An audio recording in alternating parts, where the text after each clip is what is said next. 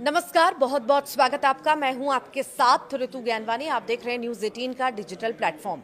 आज हम बात करने वाले हैं पोलैंड के हवाई क्षेत्र में ड्रोन के झुंड की। जी हां, पोलैंड के हवाई क्षेत्र में ड्रोन का झुंड आया है, लेकिन नाटो के विमान ने उसे मार गिराया। नाटो ने तुरंत आरोप रूस पर मढ़ दिया और कह डाला कि यह हमला रूस की ओर से किया गया है। ऐसे एक ड्रोन नहीं बल्कि 18 से 19 ऐसे ड्रोन थे जिससे अटैक हुआ। नाटो इसे अब तक का सबसे गंभीर हमला भी मान रहा है। अमेरिकी राष्ट्रपति डोनाल्ड ट्रंप ने भी इसे रूस का दुस्साहस बता दिया और चेतावनी दे डाली। पश्चिम के 40 देश पोलैंड के साथ खड़े हो गए हैं और बदला लेने की बात कही जा रही है। उधर रूस ने साफ इनकार कर दिया। रूसी राष्ट्रपति कार्यालय की ओर से कहा गया है कि ड्रोन रूस की ओर से नहीं भेजे गए। तो क्या रूस को फंसाने की कोशिशें हो रही हैं? ये सवाल तो मन में आता है। क्या नाटो रूस से यूक्रेन जंग का बदला लेने का प्लान बना रहा है, या फिर यूक्रेन की तरह पोलैंड में भी पुतिन को फंसाने का प्लान है? दरअसल नाटो के महासचिव मार्क रूटे ने कहा कि हमारी एयर सिक्योरिटी एक्टिव थी और नाटो टेरिटरी में घुसे दुश्मन के ड्रोन को ध्वस्त कर दिया। नाटो की सैन्य समिति के प्रमुख एडमिरल जोसेपे कावो ड्रैगन ने कहा है कि जवाब देने का हमारा यही तरीका है। पुलिस गृह मंत्रालय के अधिकारियों के मुताबिक 19 रूसी ड्रोन रात में देश के हवाई क्षेत्र में घुस आए थे। अब तक 14 ड्रोन बरामद किए गए हैं। पोलैंड के विदेश मंत्री ने कहा है कि रूसी ड्रोन से जानबूझकर निशाना बनाया गया। ये नहीं कह सकते कि वे अपने रास्ते से भटक गए, बल्कि उन्हें जानबूझकर टारगेट किया गया। गनीमत रही कि कुछ प्रॉपर्टी डैमेज हुई, संपत्ति को कोई नुकसान नहीं पहुंचा। अब रूस ने तो अटैक से इनकार कर दिया है। रूस ने कहा है कि पोलैंड में हमलों के लिए उसका कोई लक्ष्य नहीं था, लेकिन नाटो सहयोगियों ने इस पर संदेह जताया है। पोलैंड के विदेश मंत्री ने कहा, हमें पता था कि रूस की ओर से ऐसा ही रिएक्शन आएगा। झूठ बोलना और इनकार कर देना सोवियत संघ की पुरानी आदत है। यहां पर आयरिश रक्षा बलों के पूर्व प्रमुख वाइस एडमिरल मार्क मेलेट ने कहा कि रूस शायद पोलैंड और नाटो को डिफेंस कैपेसिटी उसकी चेक कर रहा था, इसीलिए गेरबेरा ड्रोन का इस्तेमाल किया जो उतने घातक नहीं है। शायद रूस ये सुनिश्चित करना चाहता था कि इस हमले में कोई घायल ना हो।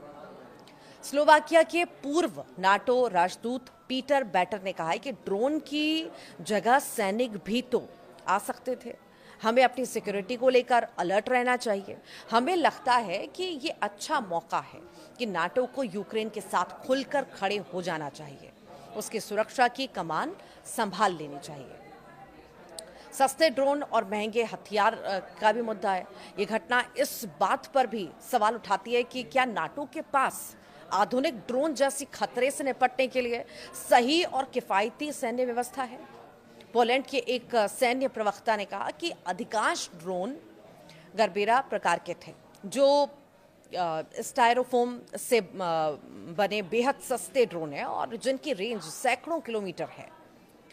नाटो ने प्रतिक्रिया में महंगे विमान जैसे F-35 और F-16, Mi-24, Mi-17, black hawk helicopter और पैट्रियट मिसाइल प्रणाली का इस्तेमाल किया।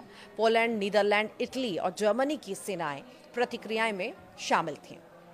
इन महंगे हथियारों से लगभग 19 ड्रोन रोके गए, जिन्हें पोलिश अधिकारियों ने खतरा माना है। लेकिन यूक्रेन युद्ध में ड्रोन युद्ध बहुत तेज है, जिसमें एक बार में सैकड़ों ड्रोन हमले कर सकते हैं।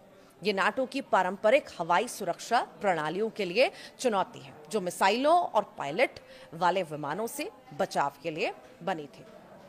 पोलैंड में घुसे ड्रोन गरबेरा आखिर हैं क्या, ये भी आप जान लीजिए। पोलैंड में संदिग्ध रूसी ड्रोन घुसपैठ में गरबेरा ड्रोन का इस्तेमाल किया गया था और ये सस्ता और लंबी दूरी का ड्रोन है, जिसे प्लाईवुड और फोम जैसे सामान से बनाया जाता है।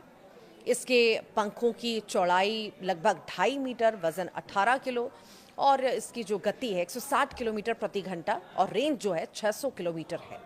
गरबेरा ड्रोन के पीछे जो है लकड़ी का प्रोपेलर लगा होता है, जो काफ़ी तेज़ उड़ान भरने में मदद भी करता है। रूस इसे यूक्रेन की हवाई सुरक्षा को भरने के लिए इस्तेमाल करता है और इसे झांसा देने के लिए भेजा जाता है ताकि महंगे शहद ड्रोन पर ध्यान कम हो। अब इसमें हल्के हथियार या निगरानी उपकरण वाले संस्करण भी शामिल हैं। इसे चीनी कंपनी स्काई वॉकर टेक्नोलॉजी से किट के रूप में आपूर्ति कर रूस में असेंबल किया जाता है। यूक्रेन ने इसमें अमेरिकी और यूरोपीय कंपनियों के इलेक्ट्रॉनिक हिस्से पाए हैं, जबकि ऐसे उपकरणों के निर्यात पर रोक भी लगी हुई है। ट्रंप, रूस और बाकी के देशों ने क्या कुछ कहा है। दरअसल पोलैंड के प्रधानमंत्री टस्क ने कहा है कि 19 रूसी ड्रोन के पोलैंड के हवाई क्षेत्रों में घुसने से गहरी चिंता है। कुछ ड्रोन गिराए भी गए। रूस ने कहा है कि हमले में पोलैंड को निशाना नहीं बनाया और पोलैंड के रक्षा मंत्रालय से बातचीत को तैयार है। Które bezpośrednio zagrażały naszemu bezpieczeństwu, to jest oczywiście sukces naszych i natowskich wojskowych, ale to oczywiście też zmienia sytuację polityczną. Dlatego te konsultacje sojusznicze, o których mówię, w tej chwili przybrały charakter wniosku formalnego o uruchomienie artykułu 4 Traktatu Północnoatlantyckiego.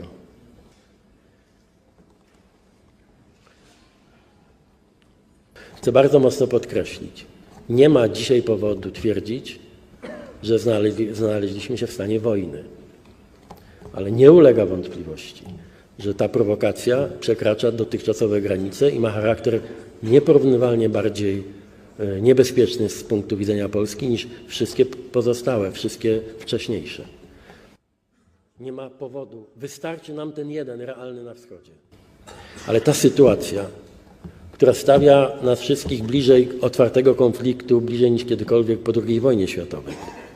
Mamy pełnoskalową wojnę za naszą granicą, ukraińsko-rosyjską, ale mamy już coś, co przekracza granicę zwykłych prowokacji u nas, na naszym niebie. I może dzisiaj trzeba znowu bardzo głośno i wyraźnie powiedzieć. Polska ma dzisiaj wroga politycznego, który nie kryje swoich wrogich zamiarów za wschodnią granicą.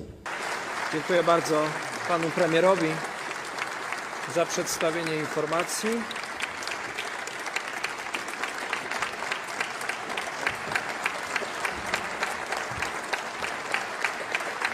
America के राष्ट्रपति Trump ने क्या कहा? उन्होंने कहा है कि रूस ड्रोन से पोलैंड का हवाई क्षेत्र क्यों तोड़ रहा है। ये देखिए, उन्होंने पोलैंड के राष्ट्रपति से बातचीत करने का निर्णय लिया। नाटो महासचिव रूटे ने घटना को पूरी तरह लापरवाही भरा कदम बताया और पोलैंड के साथ एकजुटता जताई है। ब्रिटेन के प्रधानमंत्री कीर स्टारमर ने इसे बेहद ही लापरवाह कदम बताया। इस सभी पर ये अलग अलग रिएक्शंस जो हैं सामने आए हैं। हालांकि रूस पूरी तरह से सरे से इनकार कर रहा है। आप क्या सोचते हैं इस हमले को लेकर के?